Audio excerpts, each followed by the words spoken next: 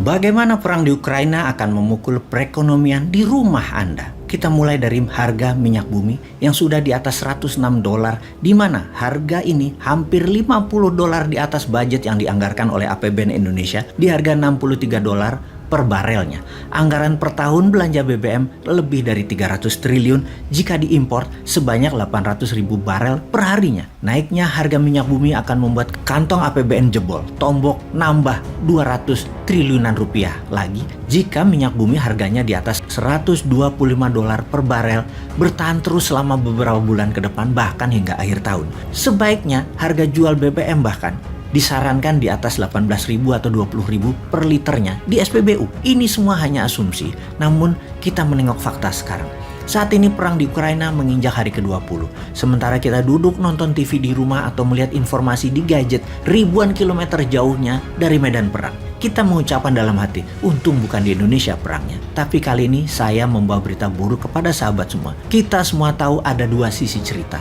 Yang satu memiliki pendapat global atau global naratif, yaitu pihak Barat dan NATO yang mengatakan Rusia adalah penjahat. Di sisi Rusia mengatakan agresi NATO ke Eropa Timur mencaplok-caplok wilayah dengan mengikat dalam kesepakatan militer oleh NATO di negara bumpernya Rusia. Ex-Soviet adalah kejahatan atau penjahat sesungguhnya karena akan menarget Rusia nantinya. Terlepas dari perang militer di Ukraina, ternyata perang ini akan melukai kita semua. Anda punya mobil dan motor di rumah, Anda pasti perlu BBM kan? Semakin lama perang, mengendarai kendaraan Anda tersebut, biayanya akan semakin mahal. Kenapa? Kita tahu 12% minyak dunia adalah produksi Rusia. Rusia merupakan negara ketiga terbesar di dunia di dalam produksi minyak dan negara nomor 3 terbesar di dunia di dalam eksportir minyak. Sejumlah 5 juta barel per harinya. Apa yang terjadi kalau minyak Rusia di stop produksinya untuk diekspor? Maka kebutuhan dunia yang meningkat alias demand meningkat karena suplainya turun, maka secara alami akan meningkatkan harga minyak bumi di pasaran. Diperkirakan kalau Rusia stop produksi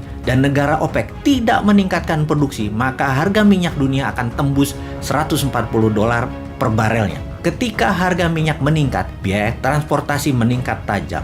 Biaya mobil, truk, kereta api, pesawat terbang, biaya distribusi, biaya angkutan, semua naik tajam. Artinya apa? Semua barang menjadi lebih mahal. Harga barang menjadi mahal semuanya. Harga makanan, harga kebutuhan pokok, semua jadi mahal. Intinya, ketika harga minyak bumi meningkat, semua harga-harga meningkat. Pertanyaan lain lagi, seberapa mahal kenaikan itu terjadi? Dalam statistik bernegara, rata-rata setiap kenaikan 10 dolar per barel akan meningkatkan 1-2% inflasi. Maka ketika dari 63 dolar ke 105 dolar per barelnya, naiknya 40 dolar, maka dipastikan inflasi Indonesia akan naik minimum 4-8%. Meningkatnya inflasi di Indonesia. Kita ke Rusia yang terkena sanksi ekonomi. Bank Rusia kena sanksi ekonomi dari negara G7 dan dari banyak negara lainnya. Bank-bank milik Rusia tidak bisa lagi memakai SWIFT, Interbank Transaksi Internasional. SWIFT adalah singkatan dari Society for Worldwide Interbank Financial Telecommunication. Dengan Bank Rusia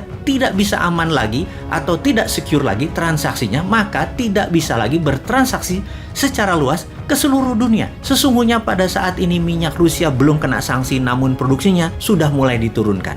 Dan efek SWIFT diblok plus transaksi turun itu akan memukul harga minyak. Lalu ada boikot perdagangan atas produk-produk Rusia lainnya. Kita kembali ke gas dulu.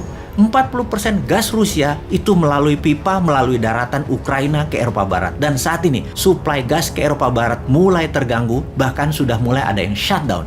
Ini menimbulkan keresahan masyarakat Eropa Barat. Lalu kita perdalam Ukraina. Banyak yang tersadar mengetahui bahwa Ukraina mempunyai cadangan minyak dan gas nomor 2 terbesar di Eropa yang saat ini pastinya terganggu produksinya walaupun ini masih cadangan. Sehubungan dengan berkurangnya produksi minyak dunia, maka semua negara besar mulai menggunakan SPR-nya atau strategi petroleum supply-nya. Cadangan minyaknya dikeluarkan, terutama Amerika. Dengan strategi ini diharapkan bisa menahan laju naiknya harga minyak namun membahayakan cadangan minyak dalam negeri Amerika.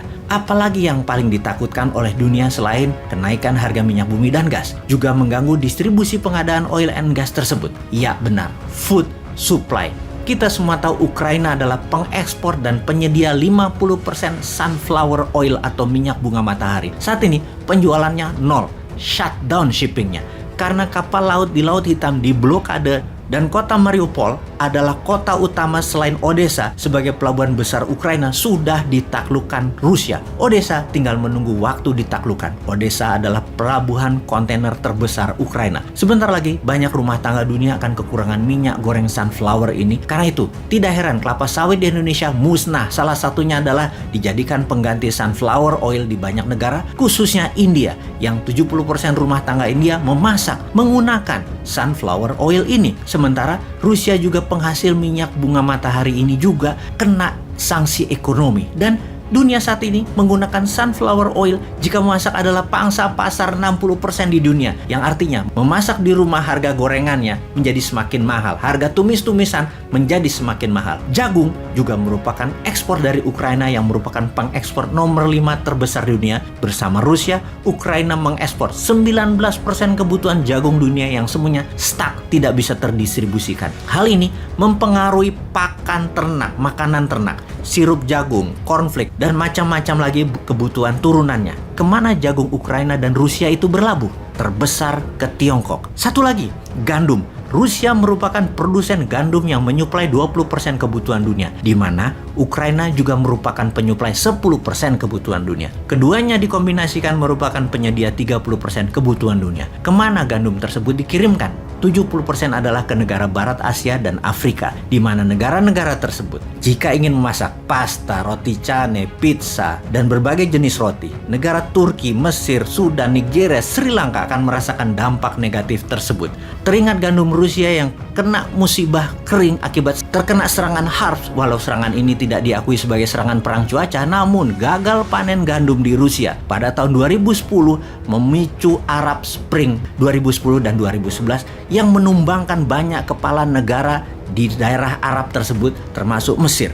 Karena masalah gandum. Gandum adalah masalah serius. Itulah sebabnya dalam dunia terkoneksi dan saling ketergantungan yang terdistrap akibat perang di Ukraina telah banyak mengganggu suplai energi, emas, pupuk, batu bara, precious metal seperti titanium yang merupakan 10% kebutuhan dunia aviasi, yang semua itu mengakibatkan terjadinya perang kebutuhan barang jadi maju di garis depan. Sudahkah Indonesia paham? Paham kalau produksi barang jadi maju di garis depan?